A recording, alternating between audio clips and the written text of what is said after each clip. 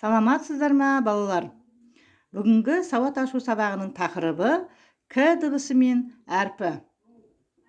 Сабақтың оқу мақсаты әріпті тану, ажырату және оны дыбыспен сәйкестендіру.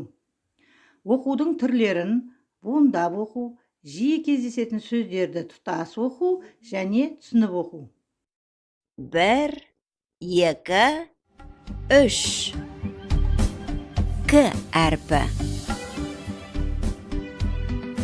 Күн. Күн. Керуен. Керуен. Көпір. Көпір. Кеме. Кеме. Кірпі. Кірпі. Күшік. Күшік. Кемпір қосақ. Кемпір қосақ. Көбелек. Көбелек. Кесе. Кесе. Кесене. Кесене. Кілт. Кілт. К әрпі.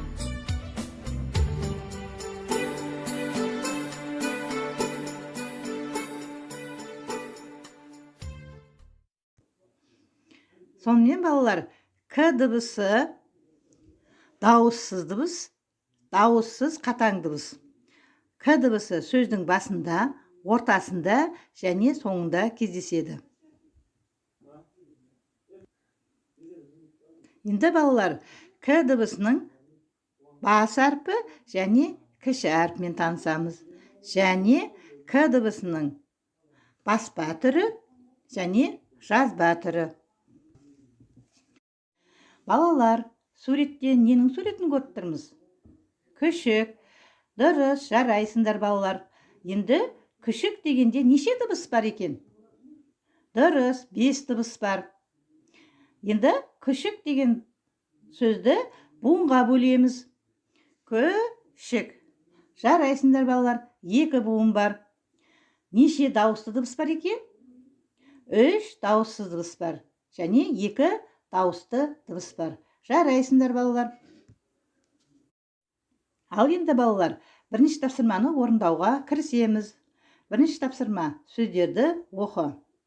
Кісі, кіші, кеме, кесе, терек, шелек, кеше, кесте, ерлік, мереке. Ескі, ешкі, елік, еттік, кім, ешкім, кіл, кесіртке, текемет, керемет.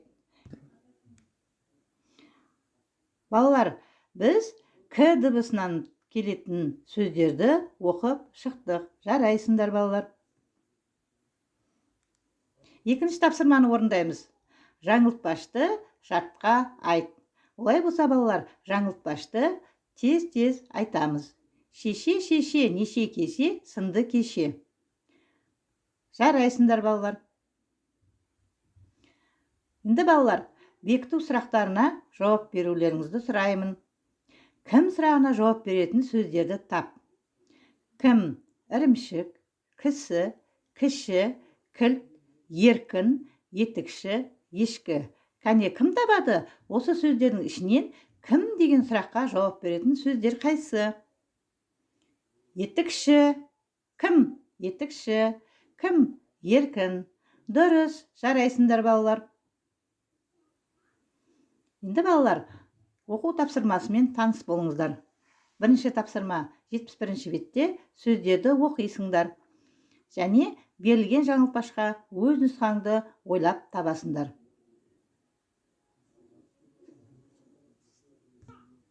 Қымбатты балалар, сіздер жаңа тақырып бойынша ең негізгі мазмұнды алдыңыздар. Жаңа материалды меңгеруде сәттілік тілеймін.